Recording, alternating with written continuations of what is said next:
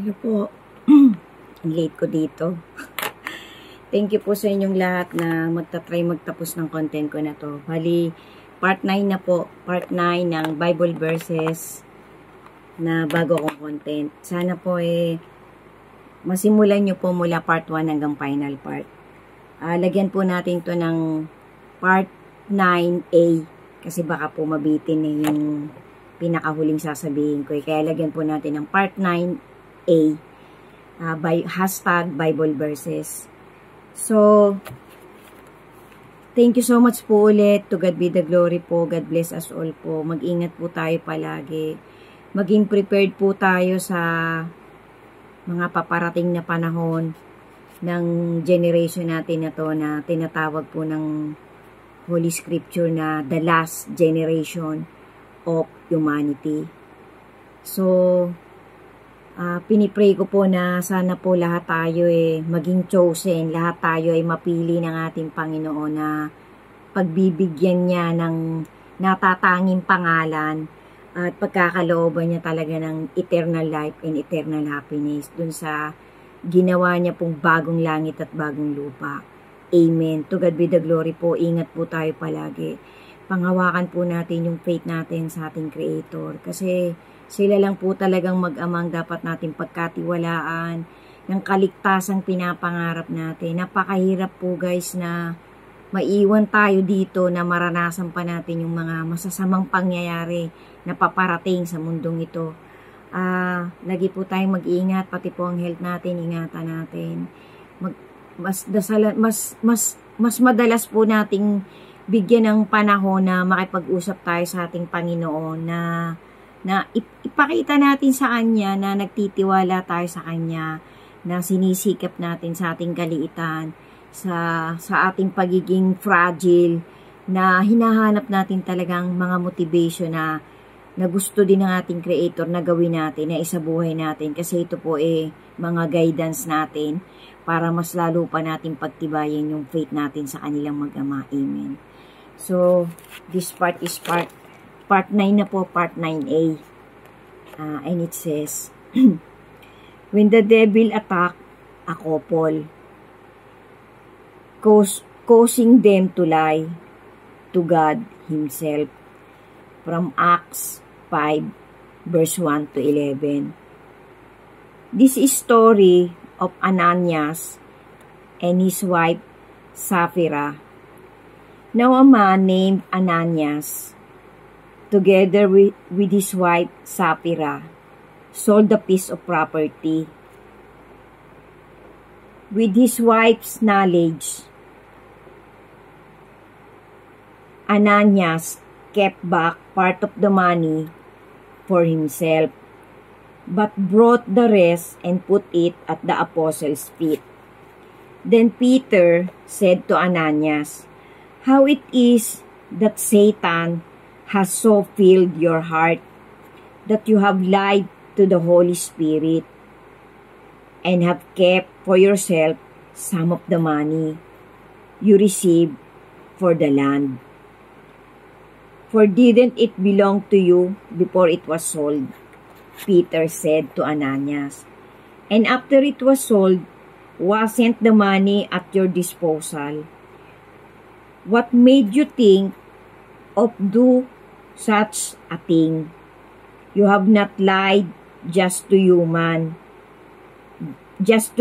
beings, but to God."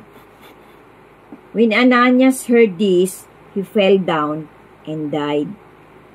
And great fear seized all who heard what Peter said, what had happened. Then some young men followed and wrapped up the body of Ananias and carried him out and buried him. About 3 hours later, his wife came in, not knowing what had happened to her husband. Peter asked her, "Tell me, is this the price you and Ananias got for the land?" Peter asked to Sapphira. "Yes," she said, "that is the price." Peter said to her, How could you conspire to the test the Spirit of the Lord? Listen, the feet of the man who buried your husband are at the door, and they will carry you out also. At that moment, she fell down at his feet and died. Then the young man came in, and finding her dead, carried her out and buried her beside her husband. Great fear seized the whole church and all who heard about these events.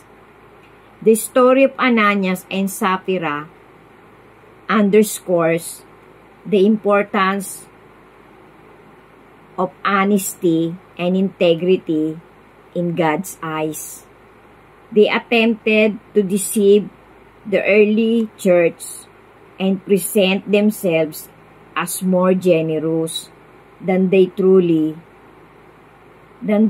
were by lying.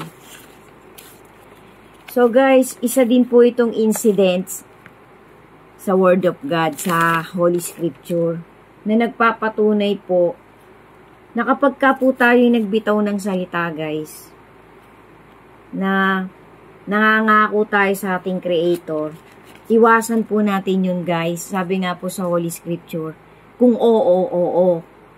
Kung yes, yes. Kung no, no.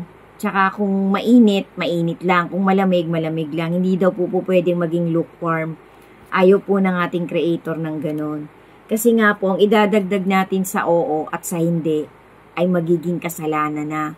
So, ito pong mag-asawang to, kaya po ipinahintulot din po, nagkaroon po ng divine intervention, kaya po ito nasulat, itong incident na to, para po pagtawid sa generation natin, ng last generation of humanity, kapupulutan po talaga natin ng lessons, na ang isang tao mas gusto po ng Panginoon, honest siya, may integridad siya, bagamat ikaw ay yumaman, pero ang kayamanan mo naman ay nakuha mo sa pang-aapi, sa panghahamak ng karapatan ng iba.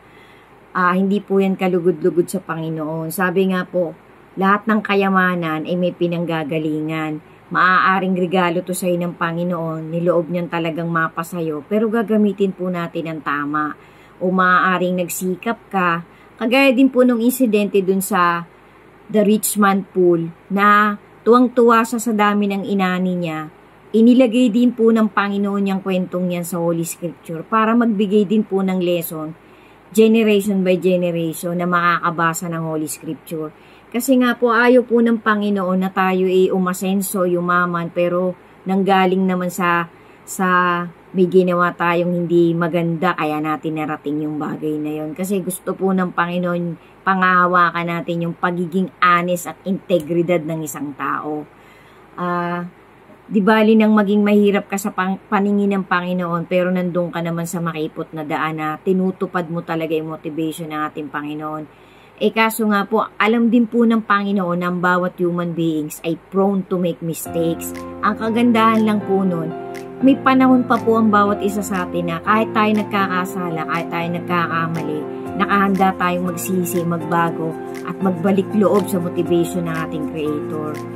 That's all, guys. Sana po talaga ay nakakapagtawid po ako sa inyo ng maliit na life lesson and motivation na magbuboost pa po sa pagmamahal at pagtitiwala natin sa ating Creator. Maraming salamat po.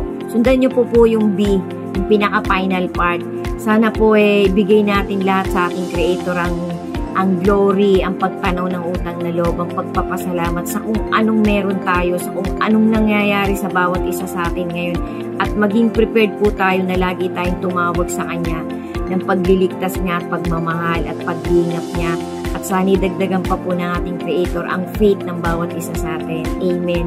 Thank you po for watching. Ingat po tayong lahat. God bless us all po, and to God be the glory po. Amen.